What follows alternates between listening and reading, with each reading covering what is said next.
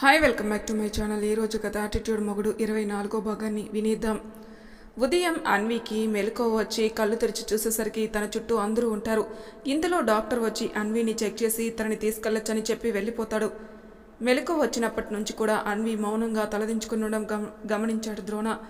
ఇందులో మహేశ్వరి గారు మాట్లాడుతూ అన్విని కొన్ని రోజులు మా ఇంటికి తీసుకెళ్తామని అడుగుతుంది. వదిన, మీరెందుకు ఇలా అంటున్నారో అర్థం చేసుకోగలను. ఇప్పుడు అన్వికి రెస్ట్ అవసరం కాదనను కానీ అని ద్రోణ వైపు చూశారు రోహిణి గారు. రోహిణి బాధంతా ద్రోణ గురించి అని అర్థమైంది చక్రవర్తి గారికి. ఎందుకంటే ద్రోణ బాధని బయటికి చెప్పడు. తనని పూర్తిగా అర్థం చేసుకుంది అన్వి మాత్రమే. ఇప్పుడు అన్వి వెళ్ళిపోతే ద్రోణ తన బాధని ఎవరితోనూ పంచుకోక ఇంకా బాధపడతాడని ఒక తల్లిగా రోహిణి గారిని అర్థం చేసుకున్నాడు. కానీ అన్వి పేరెంట్స్ని కూడా అర్థం చేసుకున్నారు. కూతురికి ఇలా జరిగిందంటే ఏ తల్లిదండ్రులు మాత్రం తమ బిడ్డను జాగ్రత్తగా చూసుకోవాలని అనుకోరు. అందుకే ఏం మాట్లాడలేక మౌనంగా ఉండిపోతారు. జగదీష్ గారు మాట్లాడుతూ, ప్లీజ్ బావగారు, మీరు జాగ్రత్తగా చూసుకోరని కాదు, కానీ కొన్ని రోజులు తనని మేము మా ఇంటికి తీసుకెళ్తున్నాం, దయచేసి కాదనకండి అని ప్రాధేయపడతారు. మీరు ఇంతగా ప్రాధేయపడాల్సిన అవసరం లేదు బావగారు. తను మాకు కోడలు కాకముందే మీకు కూతురు. తను మీతో వస్తానంటే మీరు తీసుకెళ్ళండి, మాకు ఎలాంటి అభ్యంతరం లేదు అని చెప్పారు చక్రవర్తి గారు. అప్పటిదాకా వాళ్ళు మాట్లాడుకుంది విన్న తన చూపు మాత్రం అన్వి మీదే ఉంచిన ద్రోణ అందరూ అన్విని తన పుట్టింటికి పంపించాలని నిర్ణయించుకుంటడం చూసి, నా హనీని నేనెక్కడికి పంపను అని చెప్పాలనుకుంటూ ఉండగా, నేను మీతో వస్తానమ్మా అని అన్వి మహేశ్వరి గారికి చెప్పింది. అన్వి మాట వినగానే తన మాట గొంతులోని ఆపేశాడు ద్రోణ. కారణం, అన్వి గొంతులో తన మొహంలో కనిపించిన బాధ చూసి ఆగిపోతాడు. ఇదంతా చూసిన దర్శి ద్రోణ బాధ అర్థమవుతున్నా ఏమీ చేయలేక బిల్ కడతానని చెప్పి వెళ్ళిపోతాడు. రోహిణి గారు, చక్రవర్తి గారు, మహేశ్వరి గారు, జగదీష్ గారు నలుగురు ద్రోణ అన్వీలను రమ్మని చెప్పి బయటికి వెళ్ళిపోతారు. వాళ్ళు వెళ్ళగానే అన్వి కూడా మెల్లగా లేచి బయటికి వెళ్ళబోయింది. కానీ అప్పటికే తన చేతిని ద్రోణ పట్టుకుని ఉండడంతో ముందుకు కదలలేక, అలాగని ద్రోణ వైపు చూడలేక మౌనంగా తలదించుకుని ఉండిపోతుంది. ఇప్పటికి కూడా నీ మనసులో నన్ను ఎందుకు తిట్టుకోవడం లేదు అని, నా మీద కోపమా అని బాధగా అడుగుతాడు ద్రోణ. నాకు ఎవరి మీద కోపం లేదు అని తల ఎత్తకుండానే సమాధానం ఇచ్చింది అన్వి.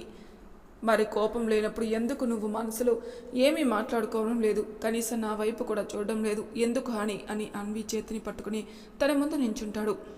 అన్వి ముందు నిలబడిన తన వైపు తల ఎత్తని అన్విని చూసి తన గడ్డం పట్టుకుని పైకి లేపి ఎత్తుతాడు ద్రోణ. తల అయితే ఎత్తింది కానీ ద్రోణ కళ్ళలోకి చూడలేక కనురెప్పలు మూసుకుని ఉంటుంది అన్వి.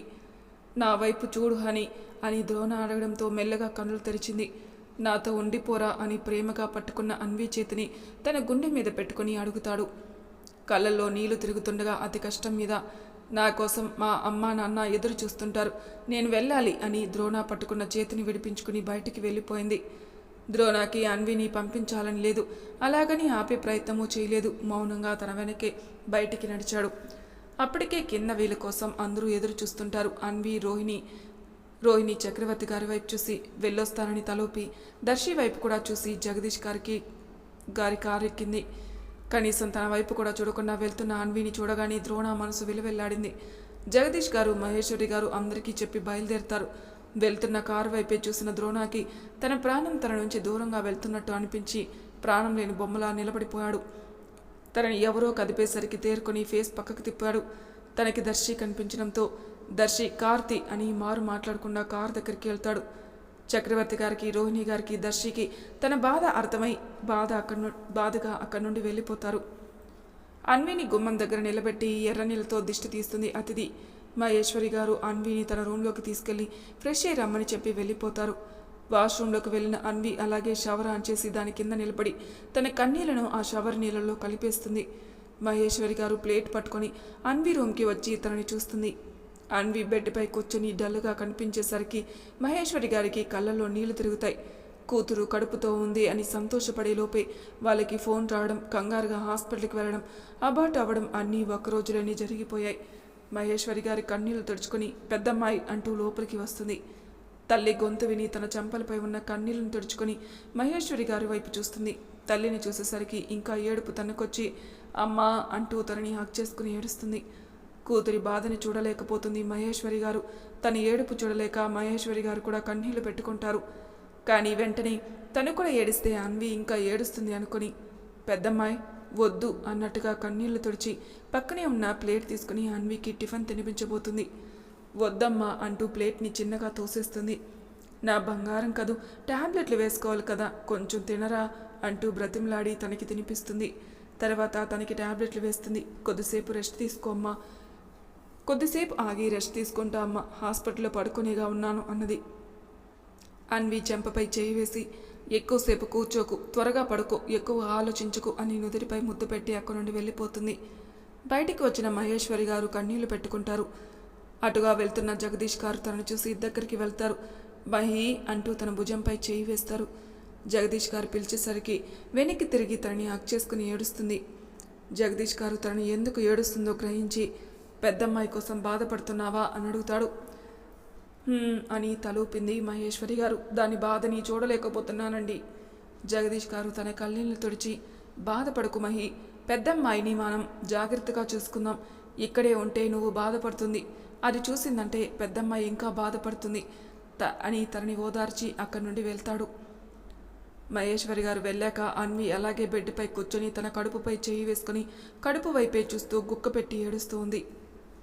ద్రోణ ఫ్రెష్ అయి బయటికి వచ్చి చూసేసరికి తన డ్రెస్ కనిపించదు. అది చూసి హనీ అంటూ పిలుస్తాడు. మళ్ళీ అంతలోని ఏదో గుర్తొచ్చి, అది దాని పుట్టింటికి వెళ్ళింది కదా అని అనుకోగానే ఒక్క నిమిషం తన మనసు మోగబోయింది. కానీ వెంటనే తేరుకొని కబోర్డ్లో ఉన్న డ్రెస్ తీసుకొని డ్రెస్సింగ్ రూమ్కి వెళ్ళి డ్రెస్ వేసుకొని వస్తాడు. రోహిణి గారు కాఫీ తీసుకొచ్చి, కన్నయ్య కాఫీ అంటూ తనకిస్తుంది. వద్దు మామ్. రోహిణి గారికి అర్థమైంది ద్రోణ బాధపడుతున్నాడని.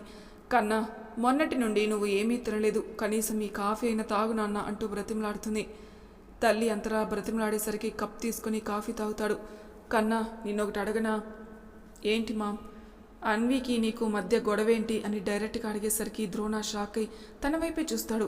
మామ్, నాకు తెలుసు కన్నా మీరు గొడవ పడ్డారని, కానీ ఆ గొడవేంటో నాకు తెలీదు. ఎందుకంటే ఒకరి మాటలు వినడం సంస్కారం కాదు అని నేను వెళ్ళిపోయాను. కానీ ఒకటి అర్థమైంది, నువ్వు అన్విని అపార్థం చేసుకున్నావని. అది ఏ విషయం అనేది నాకు తెలీదు, కానీ ఇప్పుడు మీరిద్దరూ బిడ్డని పోగొట్టుకున్నారు, ఇద్దరు నష్టపోయారు. నువ్వు బాధపడుతుంటే నేను చూడలేకపోతున్నాను. ఇప్పటికైనా చెప్పు కన్నా, ఏమైంది? ద్రోణ బాధగా అలాగే తల్లి వైపు చూస్తాడు. తనకి ఏం చెప్పాలో తెలియక సైలెంట్గా ఉన్నాడు. రోహిణి గారు ద్రోణ చేతిని తన చేతుల్లోకి తీసుకుని తలపై పెట్టుకొని, ఇప్పటికైనా చెప్పు కన్నా, ఏమైందో, లేకపోతే నా మీద ఒట్టే అనగానే మామ్ అంటూ షాక్ అయి తన తలపై నుండి చేతిని తీసి బాధగా జరిగింది చెప్తాడు. అంతా విన్న రోహిణి గారు కోపంగా ద్రోణపై చేయి ఎత్తుతారు. ఫస్ట్ టైం తన మీద చేయి ఎత్తిన తల్లిని చూసి షాక్ అవుతాడు ద్రోణ. బాధగా ఉన్న ద్రోణ ఫేషన్ చూడగానే కళ్ళల్లో నీళ్లు తిరిగి ఎత్తిన చేతిని దించి బాధగా, చూడు కన్నా, అన్వి నిప్పు లాంటిది, నిప్పుకు చెదలు పట్టవు అనేది ఎంత నిజమో అన్వి ఏ తప్పు చేయదు అనేది కూడా అంతే నిజం. కానీ నువ్వు తనని అనుమానించావు. నువ్వు ఎంత కష్టమైన మాటలు మాట్లాడకపోయింటే అన్వి అంతలా ఏడ్చుకుంటూ బయటకు వస్తుంది చెప్పు.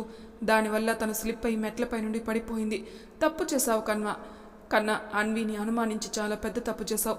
ఇన్ని రోజులు మీ నాన్న నిన్ను ఏమన్నా నిన్ను వెనకేసుకుని వచ్చేదాన్ని, ఎందుకంటే నువ్వు ఏం చేసినా మంచి చేస్తావనే నమ్మకం. కానీ ఈరోజు అన్వి విషయంలో తప్పు చేశావు. ఒక విధంగా చెప్పాలంటే అన్వికి అభాషణ నీ వల్లే. ఆ మాటకి ద్రోణ గుండె బద్దలవుతుంది. అప్రయత్నంగా కళ్ళల్లో నుండి నీళ్లు వస్తున్నాయి. అవును, నా వల్లే అలా జరిగింది. నువ్వు తనని బాధ పెట్టకపోయి ఉంటే అసలు తనకి ఇంటికి వచ్చేదే కాదు, ఈ ఇంటి వారసుడు దూరం అయ్యేవాడు కాదు అని ఏడుస్తూ, నాకు తెలిసి నీ మీద కోపంతోనే అన్వి పుట్టింటికి వెళ్ళి ఉంటుంది. అన్వి వచ్చే వరకు నువ్వు నాతో మాట్లాడుకు అని అనగానే ద్రోణ మైండ్ బ్లాక్ అవుతుంది. అదే షాక్లో మామ్ అంటాడు. అవును, అన్వి వచ్చే వరకు నాతో మాట్లాడుకు అని అక్కడి నుండి వెళ్ళిపోతుంది. ద్రోణ కళ్ళల్లో నీళ్లతో అలాగే సోఫాలో కూలబడిపోతాడు. ఇప్పుడు తనకి అంతా శూన్యంలా కనిపిస్తుంది. నా బిడ్డని నేనే చంపుకున్నానా అనుకోగానే గుండెని మెలిపెట్టినట్టు అవుతుంది. అవును, నేనే నా బిడ్డను చంపుకున్నాను. నా హనీని నేను ఏం అనకపోయి ఉంటే అది బయటికి వెళ్ళేదే కాదు, స్టెప్స్ పై నుండి కింద పడేదే కాదు. నేనే నా బేబీని చంపేశాను, నా హనీని అనుమానించాను అంటూ గోడకి చేతిని గట్టిగా కొట్టుకుంటాడు. అప్పుడే ద్రోణ కోసం వచ్చిన దర్శి తన గోడకు చేతిని కొట్టుకోవడం వల్ల చూసి కంగారుగా తన దగ్గరికి వెళ్ళి, ద్రోణ ఏం చేస్తున్నావు, నీకేమన్నా పిచ్చి పట్టిందా అని బలవంతంగా తన చేతిని తీసుకొని, చూడు బ్లడ్ ఎలా పోతుందో, ఉండు అని ఫస్ట్ ఎయిడ్ బాక్స్ తెచ్చి తన చేతికి కట్టబోతుంటే చేతిని వెనక్కి తీసుకుంటాడు. ద్రోణ ప్లీజ్ అంటూ తన చేతిని చేతుల్లోకి తీసుకొని కడతాడు. ద్రోణ, ఈ కోపమే నిన్ను తగ్గించుకోమని చెప్పేది, అయినా ఎందుకు ఇలా చేసావు? నాది కోపం కాదురా, బాధ. నీకు తెలీదా నేను నా హనీని ఎంతగా ప్రేమించాను, అలాంటిది నా బేబీని నేను చంపుకుంటానా అంటూ దర్శి కాలర్ పట్టుకొని కానీ నేనే చంపుకున్నా, నా వల్లే నా బేబీ అంటూ ఏమీ మాట్లాడలేక కంట్లో నుండి కన్నీటి చుక్కలు జారు విడుస్తాడు. ద్రోణ అంతలా రియాక్ట్ అవ్వడం ఫస్ట్ టైం చూస్తున్న దర్శికి కళ్ళల్లో నీళ్లు తిరుగుతాయి. ద్రోణ, నువ్వు నీ బేబీని చంపుకోవడం ఏంటి? అసలు ఏం మాట్లాడుతున్నావు? ద్రోణ తనకి అన్వికి జరిగిన సంఘటన అంతా చెప్పి దర్శి వైపు చూస్తాడు. దర్శి ఏం మాట్లాడుకున్నా సైలెంట్గా ఉండడం చూసి, దర్శి నీకు కూడా కోపం వస్తుంది కదరా నా మీద? నాకు తెలుసు, ఎందుకంటే హనీ నిజం చెప్పాక నా మీద నాకే కోపం వచ్చింది. అలాంటిది నీకు రాకుండా ఉండదు కదా. దర్శి తన భుజంపై చేయి వేసి, లేదు ద్రోణ, నీ మీద అస్సలు కోపం లేదు, అలాగని నీది తప్పు లేదు అనను. మీ ఇద్దరి మధ్య సిచ్యువేషన్ అలా వచ్చింది, అది పరిస్థితులను బట్టి వస్తుంది, దాన్ని మనం ఏం చేయలేం.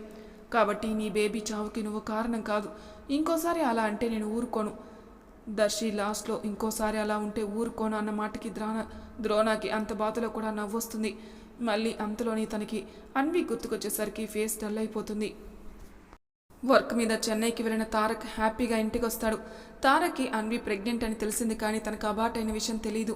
ఎందుకంటే అన్వినే చెప్పొద్దు, లేకపోతే వర్క్ని వదిలేసి వస్తాడు. వచ్చాక చెప్పొచ్చని చెప్పనివ్వదు. ఇంటికి వచ్చిన తారక్ సోఫాలో కూర్చుని అమ్మా అని పిలిచి వెనక్కి వాలి రిలాక్స్ అవుతాడు. మహేశ్వరి గారు వాటర్ గ్లాస్తో వచ్చి తనకిచ్చి, ప్రయాణం ఎలా జరిగింది చిన్నోడా అని అడుగుతారు. బాగానే జరిగిందమ్మా, నేను ఫ్రెష్ అయ్యి వస్తాను, ఏదైనా తినడానికి పెట్టు, చాలా ఆకలిగా ఉంది, తినేసి అన్వి దగ్గరికి వెళ్తాను అని తన రూమ్కి ఫ్రెష్ అవ్వడానికి వెళ్తాడు. వెళ్ళిన తారక్ వైపు చూసి, వీడికి అన్వి గురించి చెప్పలేదు, ఇప్పుడు చెప్తే ఖచ్చితంగా కోపడతాడు. తారక్కి అన్వి అంటే ప్రాణం, చిన్నప్పటి నుండి దాని కంట్లో కన్నీటి చుక్కను కూడా రానివ్వలేదు.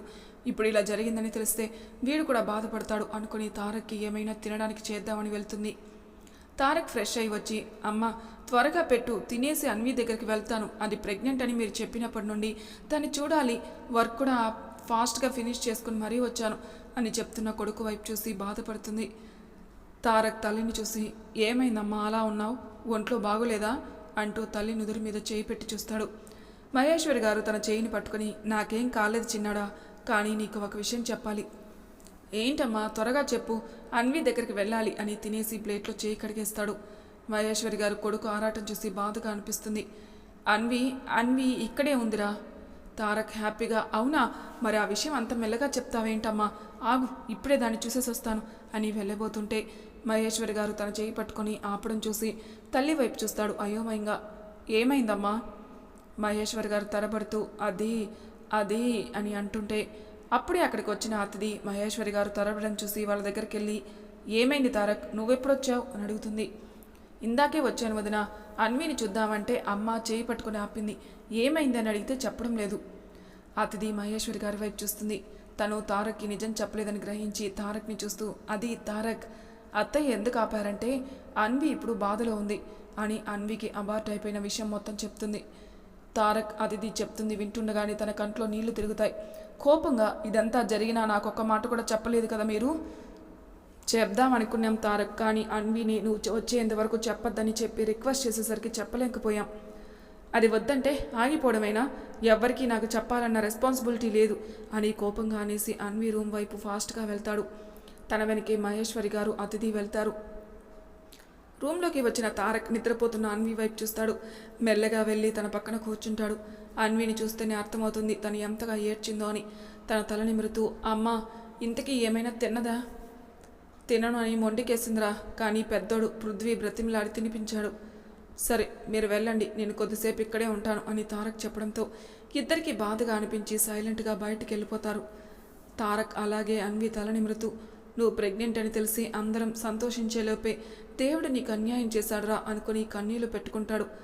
తారక్ కన్నీటి చుక్కలు రెండూ తన చేయి మీద పడేసరికి అన్వి మెల్లగా కళ్ళు తెరిచి చూస్తుంది. తనకి తారక్ కనిపించేసరికి లేచి కూర్చుని, తారక్ ఎప్పుడొచ్చావు అని అడుగుతుంది.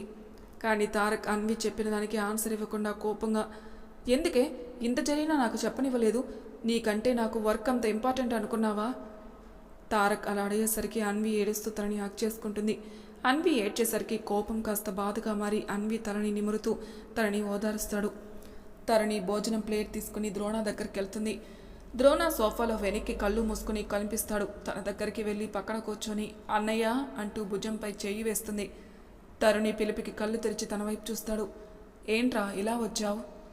నీకోసం భోజనం తీసుకొని వచ్చానన్నయ్య, తినన్నయ్య అంటూ ప్లేట్ ఇస్తుంది. నాకొద్దు తరణి అంటూ ప్లేట్ని తోసేస్తాడు. ఇలా ఎన్ని రోజులని తినకుండా ఉంటావు? నా మాట విను, కొంచెం తిను. తినాలంటే ఆకలి ఉంటే సరిపోదురా, మనసు కూడా బాగుండాలి, లేకపోతే ముద్ద దిగదు. అది కాదన్నయ్య అంటూ ఏదో అనబోతుంటే తరుణి నన్ను విసిగించకుండా వెళ్ళు అని వెనక్కి వాళ్తాడు. ద్రోణ ఇంకా ఎంత చెప్పినా వినడని బాధగా ప్లేట్ తీసుకుని బయటికి వెళ్తుంది. బయటికి వచ్చిన తరుణి ఆలోచిస్తుంది, అన్నయ్య ఎందుకు ఇంతలా బాధపడుతున్నాడు? తను బేబీ కోసమే కాదు ఇంకా దేని గురించో బాధపడుతున్నాడు అనిపిస్తుంది.